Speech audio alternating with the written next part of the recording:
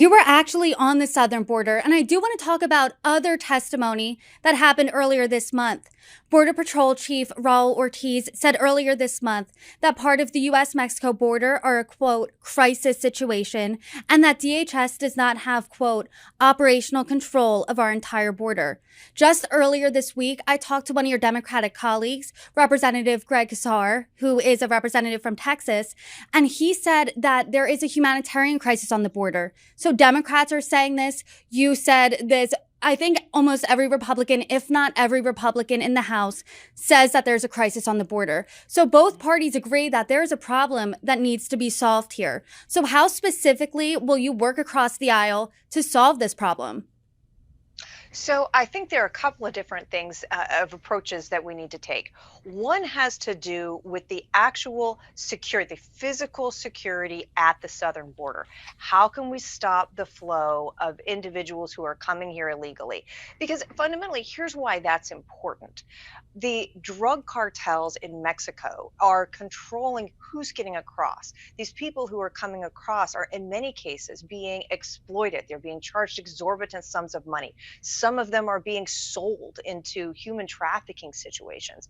And we know that they're bringing alarming quantities of fentanyl across our border that's killing Americans every single day. So, step one is looking at how we can secure that southern border. You mentioned Chief Ortiz earlier, and he provided some very important testimony to us that gave us a lot of insight about some of the practical things that would help. And for one thing, he said it would help to have a wall in places that are high traffic areas of the southern border, that having that actual physical barrier would be one step toward helping Border Patrol agents do their jobs and do it safely.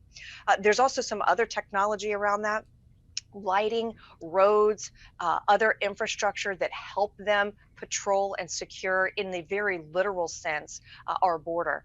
Another thing that needs to happen is to really look at what are our laws and are they being enforced? In so many cases, from the southern border to the criminal justice system, if what we would do is actually take a look at what are our laws on the books and make sure that they're being enforced and applied evenly across the board, it would go a long way to making sure that we have a legal immigration process that makes sense, that is fair, that is equally considering people who are eligible to go through that process. And that's ultimately where we want to be.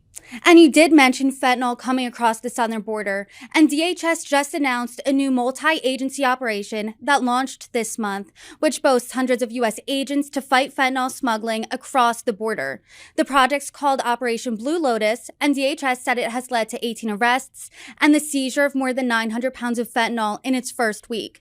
Is this an operation that you support? Oh, absolutely. I think it's vital that we support the men and women of law enforcement in this fight against the drug cartels, in particular, the trafficking of fentanyl. It is absolutely stunning the extent to which fentanyl is coming into our country, killing Americans every day. At this point, every community is a border community. There's not a community in America that isn't being affected by the trafficking of fentanyl. And DEA and the agents of DEA are on the front line of the fight against the drug cartel. And in this case, we heard testimony in the Judiciary Committee that they perceived this as a narco-terrorist organization. This is not a simple individual engaged in drug trafficking. It's a very organized, insidious operation. And we need a whole of government response to ensure that we are responding to these cartels and that we're winning. So the men and women of DEA often come in to local communities and serve as federal partners and also a support and a backstop for communities that are confronting this problem. When we were down at the southern border and we heard from local law enforcement officers and sheriffs, one of the things they pointed out is that they do not have the operational resources to deal with this surge in criminal activities. That as they've seen this spike in criminal conduct, drug smuggling, other crimes going on in their communities as a consequence of the insecurity secure border, that they simply don't have the resources coming in to deal with it alone. So we need to be there to help them, the DEA, the Border Patrol agents, to try to help them bridge that gap so that they can keep their communities safe. And it's not just affecting law enforcement. These are problems we heard expressed with respect to medical care and hospital systems, ambulances, really any of those social services in a small community. They're simply not equipped and funded at a base level to be ready to meet a sudden surge in criminal conduct. Do you think we're on track when it comes to border security, or are we just so far off? We have a lot of work to do because DHS Secretary Mayorkas said that his department has seized more fentanyl over the past 2 years than during the previous 5. So are we at least on the right track? We are not currently. At this moment, I would tell you that I believe the Biden administration's policies at the border have been an unmitigated disaster.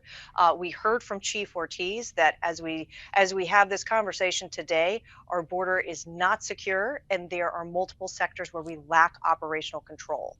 And what that means, if the United States lacks operational control over its border, it means the drug cartels have operational control over those segments of our southern border. So it is a very grave situation right now. But I will say Republicans in Congress are very committed to taking swift and strong action to do everything we can to secure the border. So you will see legislation coming out of the Homeland Security Committee that is designed specifically to deal with trying to shore up our border and add to security.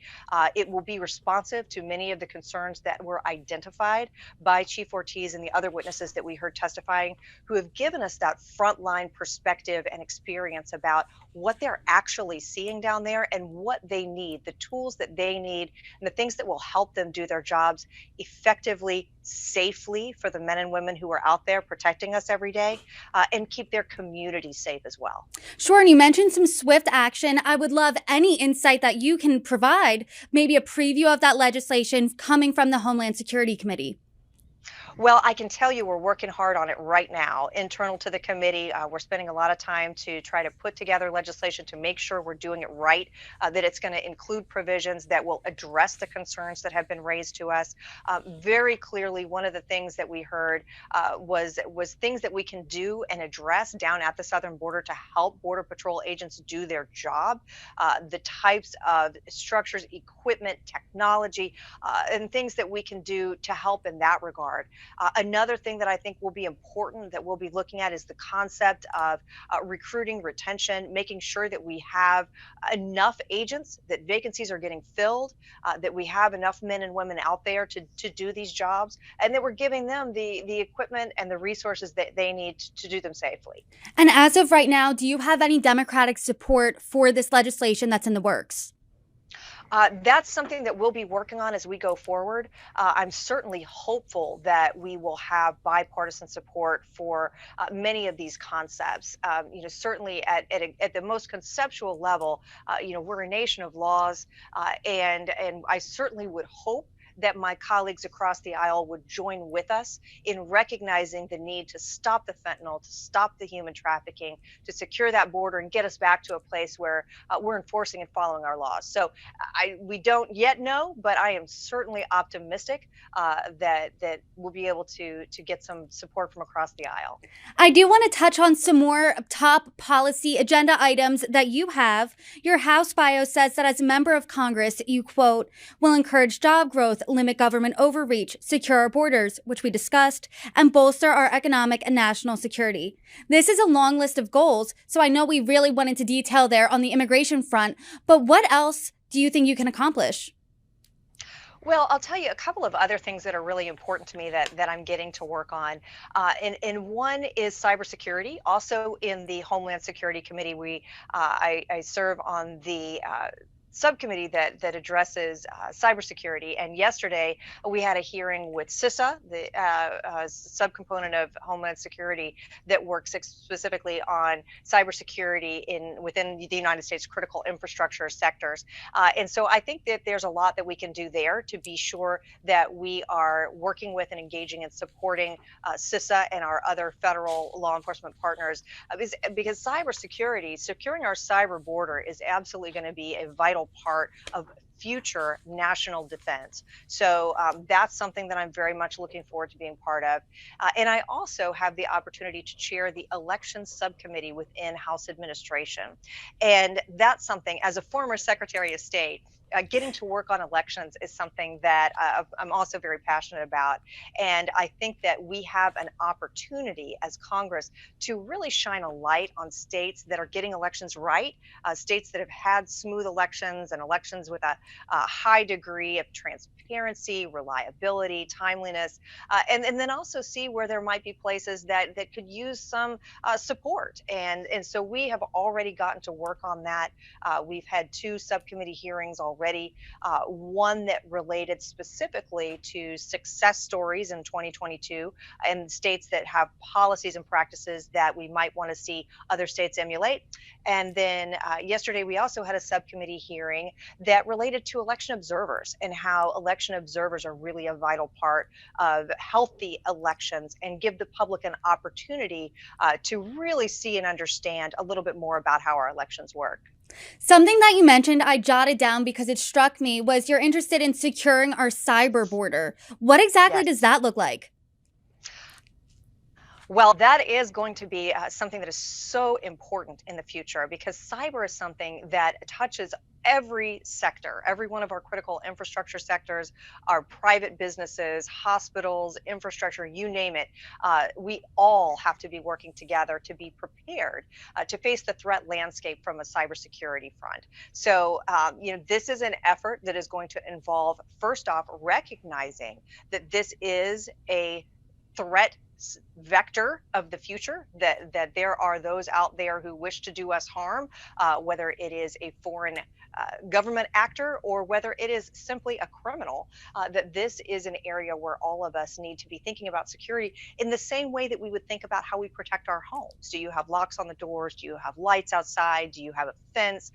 In that way, we all need to be thinking about securing our digital assets as well. So I look forward to being part of looking at how we can do that at government, how we can help state and local governments. Another election success story that we had really nationally was the federal government serving as an assistance to state and local governments in bolstering their cybersecurity posture. So, one thing that we can do is be partners and help our state and local partners understand what are the standards they should be using, what are some of the best practices they should be implementing, because this really is something that we've all got to be thinking about and be prepared to meet those threats. And how soon do you think you would be able to work on that, maybe get some legislation through the door? Oh, we're already started. And one of the things that we heard yesterday is that there's really a need for us to develop tomorrow's leaders. So, information technology and cybersecurity both are areas where we need today's students to be taking up this cause and getting these degrees and developing the expertise. Because across the board, whether we're talking about government or private companies, there is absolutely a need for talented people with these skill sets to come in and get jobs. So, and of course, finding a good job, with a reliable trajectory and a good income is so important to young people. So one of the things that's already come through is the need to share with young people what great career opportunities these are. And then, of course, we'll also be working with CISA to make sure, that their going forward plan is as it should be, that they are getting what they need and focusing their resources on the infrastructure sectors that they're responsible for protecting. So that's going to be a great collaborative relationship that I look forward to being part of throughout this Congress.